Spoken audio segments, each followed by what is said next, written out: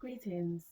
Today I would like to speak to you about using your political muscle as a UK migrant. My name is Cecile and I do videos for people that may have recently come to this country, may need support in navigating themselves, in finding useful information, and also finding new ways in which they can empower themselves. The UK government has decided to raise the migrant visa fees, which is outrageous. I'm very disappointed, and I have contacted my MP by email to communicate how dissatisfied I am and what I plan to do in the next election. In regards to political muscle, I would just like to give some information to any UK migrants, and then they can decide whether or not they would like to react as I have done, in a way to show the politicians that UK migrants are not a non-voting part of the general population. If you are a Commonwealth citizen and you have permission to enter and stay in the UK, you are eligible to vote in local and general elections. I'll repeat that. If you are a Commonwealth citizen and you have permission to enter and stay in the UK, you are eligible to vote in the general and local elections. In order to vote, you need to be registered on the electoral. Many people do understand it's a good idea to be registered on the electoral. However, this is usually for credit score and credit card reasons. Being on the electoral also enables you to vote in the UK. There are dominant two parties at the moment, the Conservatives and Labour. Conservative is the ruling party, Labour is in opposition. There are other parties, if you like to look into the different parties and consider, such as the Scottish National Party and the Green Party. So you can look into how many other parties there are, but the two main ones are the Tories and Labour. The UK is split into 650 constituencies. Okay, so there is an MP for each constituency, and there's 650. Depending on the one you live in, you will have an MP that represents you in Parliament. The MP that represents you in Parliament could be from the ruling party, or they could be from the opposition party. If you just go in online, put in your postcode online, and you've seen who your MP is, make sure it's a verified site. On that same site, you will be able to see their voting record, their registered interests, their last election results, their spoken contributions, and their parliamentary career. Those are the things you'll be able to see on their verified website, as well as their contact details, which may be their email address and their office telephone number. So you can call them. It's not a good idea to contact them for any and everything, because, to be fair, there are lots of other avenues that you can use. So you can explore other avenues, and once you've exhausted them, that's when you can contact your MP. If you register on the electoral, you have an option of being on the open register. Being on the open register means that your data can be bought. It means that different businesses can contact you by your data, what have you. So you can opt out. So if you'd like to opt out of this option of being on the open register, make sure you just go online and opt out. However, by opting out, it doesn't affect being on the electoral. That's the most important thing, okay? But keep in mind that you may want to opt out of being on the open register. So what I'll do, I'm going to read the email that I sent. So perhaps if you are looking for a template, this is something that you can consider, or just send one of your own. Good afternoon, so and so, name of the MP. I hope you are well. I am contacting you to express my disappointment in the latest decision by the Conservative government to raise the migrant visa fees. This is in spite of the massive contribution we make to the NHS and UK society in general. Many of us are members of the Commonwealth and legally entitled to vote. Our children raised here will one day vote too. So it's in the best interest of the UK government not to dismiss us as non voters, as this may soon change. If there is any hope of a reversal in this decision to raise the fees so sharply, then please let me know if possible, and I will pass on the information as this affects me and people I know. Kind regards, my name. That's very simple, that's very straight to the point, and I believe it displays my displeasure. Um, my MP is part part of the opposition party, so my MP isn't part of the ruling party. However, this is where the nuances come in. Because my MP is not part of the ruling party, my MP will be very, very, my MP will be delighted to pass on this displeasure.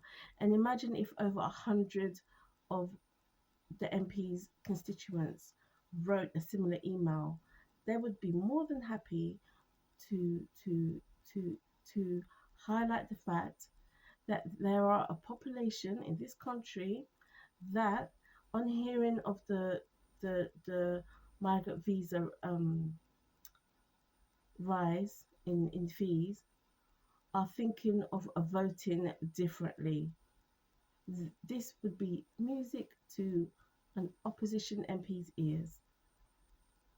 The other side to that is if your MP is part of the ruling party, if your MP is part of the conservative government, and if you look at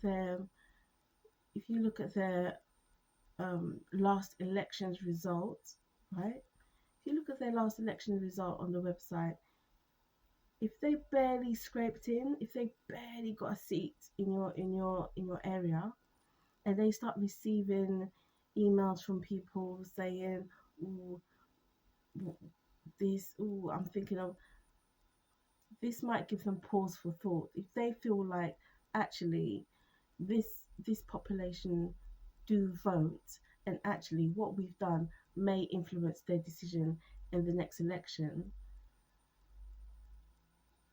it may sway something. Who knows? Because everybody wants to stay in power. The people in power want to stay in power. So my thinking is, if they're receiving emails from people in their constituency that are saying they're unhappy, what's going on? Actually, I can vote. I know other people that can vote, and we're going to do something about this. And so are our children when they grow up. I believe that may be quite effective. What I've also realised is the UK migrants in at the moment don't have a voice of their own. I do hear of other people speaking on your behalf. However, there weren't any statements put out, or there weren't any sound bites put out by someone that is a UK migrant. And it's still early days in the most recent migration wave, in the most recent one. However, I think that does need to be a consideration, that there isn't actually a voice out there that's speaking on your behalf, putting out statements, making sound bites, doing interviews. Other people are doing it on your behalf at the moment, but I think it should be put into consideration that you probably do need a representative for such instances as these. Something else that I do want to address is, if for some reason that you would like to register on the electoral anonymously, that would be possible. So if for some reason you're in danger or your children are in danger, you can actually register anonymously. That there is an option to do it that way. If the MPs are in recess, they will contact you on their return. Um, Once you've sent an email or something, give them a couple of weeks because sometimes they do receive a backlog. So give them a couple of weeks to get back to you. Another way people can flex their political muscles is there is a radio station called LBC that's very good. They do speak on current issues, and many times they do ask people to call in and give their input. I think it may be a good idea if some people start calling in just to give their side of things and to speak and to represent themselves. A lot, as I said, a lot of people are speaking on your behalf, so I think it's probably time to become more visible. This is the number for LBC. You can either send them a text message or you can call them. You probably be on live radio. Some people don't use their real name, so that's an option. So just to let you know that by contacting your local MP or by sending an email, by giving them a call, or by even making an appointment to see them in their surgery face to face, it doesn't affect your place of employment, it doesn't affect your accommodation. It's a totally separate venture, because I understand some people coming from certain countries may think that there could possibly be a backlash if you do decide to delve into these waters. In this country, when you pay tax, it means you're paying for different things such as healthcare, road tax, maintenance of roads, going to the park, libraries. All these things are paid um, with our taxes, benefits. One of the things that our taxes are used to pay for is the salary of the MPs. Our taxes pay for the MP's salary. They actually work for us. They work for us, okay? Our taxes pay their salary. So we have a right to reply. We have a right to contact our local government and express how their decisions are affecting us or our partners or our children or our parents or our dependents.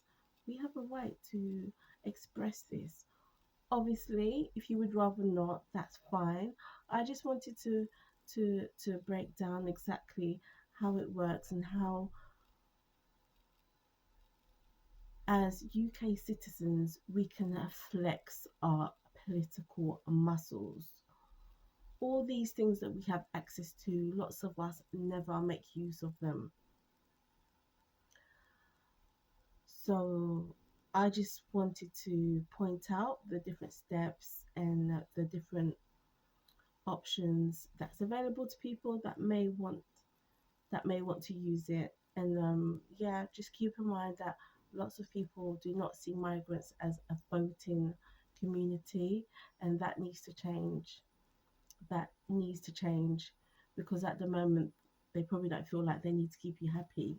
So as I said, if you're a member of the Commonwealth and you have permission to enter and stay in the UK, you can register on the electoral, which will not only improve your credit score and increase the likelihood of you having a credit card if you're disciplined enough to have one, but it also means that you can vote in local and general elections. Thank you for your attention today. I hope this information was helpful for you, and please subscribe to my channel, like, comment, and share. Thank you.